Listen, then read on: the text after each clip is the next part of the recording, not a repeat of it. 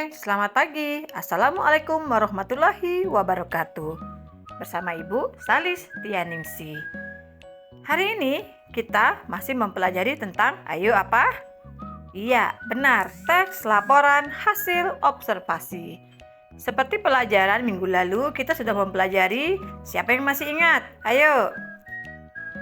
Iya, betul sekali. Minggu lalu kita sudah mempelajari laporan hasil observasi mengenai apa itu teks LHO, tujuan dari LHO, isi LHO, dan sifat dari teks laporan hasil observasi. Dan sekarang kita akan mempelajari tentang betul sekali, struktur dari teks laporan hasil observasi. Tetapi sebelum kita mempelajari dari struktur teks LHO, Ibu akan flashback nih. Apa itu LHO? Tujuannya, ciri atau isinya, dan sifatnya apa? Nah, sekarang ini adalah pembelajaran kita minggu lalu. LHO itu jangan lupa ya, LHO itu adalah laporan hasil observasi. Jadi LHO itu adalah naskah yang memaparkan hasil dari sebuah pengamatan. Ingat, kita mengamati dari hasil observasi. Seperti yang kita ketahui, observasi itu adalah sebuah pengamatan. Artinya, LHO itu adalah memuat informasi yang berupa fakta berdasarkan pengamatan dan tidak boleh opini penulis. Ingat ya, tidak boleh dari opini penulis atau pendapat masing-masing. Kemudian ada tujuan laporan hasil observasi adalah mendapatkan informasi dan penjelasan secara rinci mengenai hal dan sudut pandang keilmuan. Kemudian nih ada ciri dan isi dari LHO, antara lain bersifat objektif, berdasarkan fakta, bersifat khusus dan spesifik, disajikan secara lengkap, menarik, dan mudah dipahami. Dan yang terakhir, sifat dari teks laporan hasil observasi yaitu harus bersifat informatif. Ingat, informatif. Artinya, memberikan informasi yang berguna mengenai objek yang kita amati. Nah, sekarang kita sudah masuk materi ke struktur teks laporan hasil observasi. Makanya hari ini kita mempelajari tentang struktur teks LHO. Oke, apa yang pertama? Ya, benar. Yang pertama adalah pernyataan umum. Yang kedua, deskripsi bagian. Dan yang ketiga, deskripsi manfaat. Jadi, struktur dari teks laporan hasil observasi ada 3 jenis. Ayo lihat gambar apa yang ada di depan. Yang pertama ada ikan paus. Kemudian ada sampah yang berserakan. Kemudian ada pohon mangga.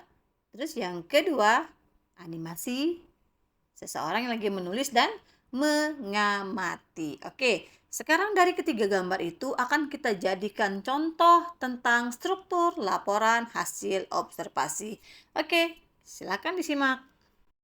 Seperti yang Ibu sebutkan tadi, struktur LHO yang pertama adalah pernyataan umum. Ingat, pernyataan umum berisi definisi umum dan pengklasifikasiannya objek observasi. Biasanya terdapat kata definisi, artinya adalah, merupakan, ialah, yaitu, dan seterusnya.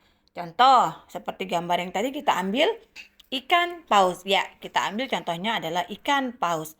Nah, di sini contohnya ada pengertian paus itu sendiri. Kita baca sama-sama.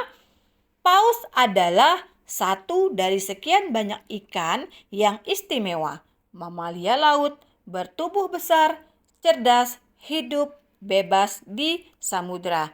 Mengapa ikan paus dari contoh itu disebut pernyataan umum? Iya, karena ada kata adalah. Ya. Jadi pernyataan umum itu kita lihat di dalam sebuah contoh itu apakah dia merupakan definisi umum, apakah dia pengertian dari suatu benda, dari suatu barang, manusia, pohon, binatang, dan sebagainya. Jadi, biasanya pernyataan umum itu kita ingat dia terdapat di paragraf pertama atau di awal paragraf. Paham ya? Oke, selanjutnya ke pernyataan yang kedua. Struktur yang kedua adalah deskripsi bagian. Deskripsi bagian ini merupakan deskripsi secara mendetail tentang pengelompokan objek observasi. Jadi, pernyataan umum itu adalah pengertian dari objek yang kita amati, sementara deskripsi bagian ini adalah bagian-bagian yang mendetail. Misal, yang kalian observasi adalah ibu sendiri. Berarti dari pernyataan umum kalian bisa mendefinisikan ibu itu siapa, bagaimana orangnya. Nah, sekarang ke deskripsi bagian mendetail. Bagian yang mendetail dari ibu, misalnya rambut ibu berwarna apa, bentuk hidung ibu seperti apa, warna kulit ibu seperti apa, tinggi badannya berapa, berat badannya berapa. Jadi dideskripsikan secara mendetail. Nah, kita contohkan kepada ikan paus tadi.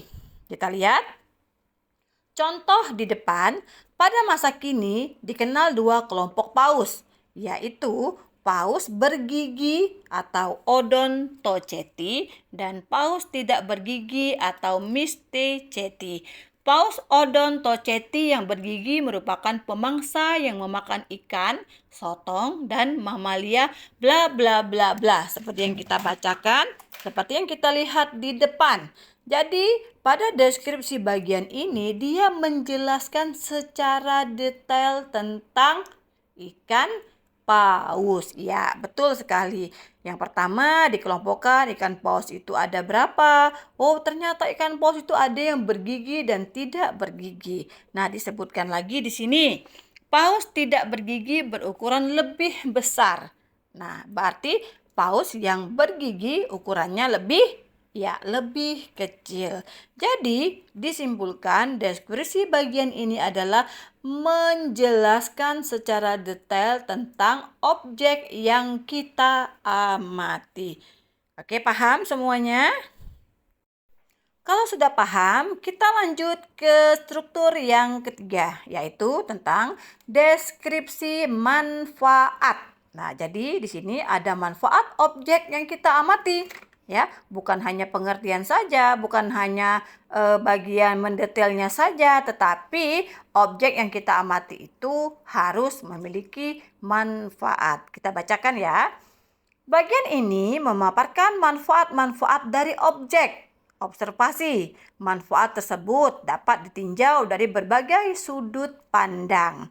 Jadi, yang kita contohkan tadi objeknya kita ambil ikan paus, kita sudah tahu pernyataan umum pengertian dari ikan paus. Deskripsi bagian dari ikan paus itu adalah pengelompokan dari ikan paus tersendiri. Ada yang bergigi dan ada yang tidak bergigi. Sekarang manfaat dari ikan paus. Nah, ikan paus itu kita tahu hewan yang bertubuh besar, menakutkan. Kalau kita ketemu pasti kita takut, ternyata ikan paus itu ada manfaatnya. Ayo kita baca sama-sama. Di sini paus memiliki manfaat yang sangat besar untuk menjaga ekosistem laut.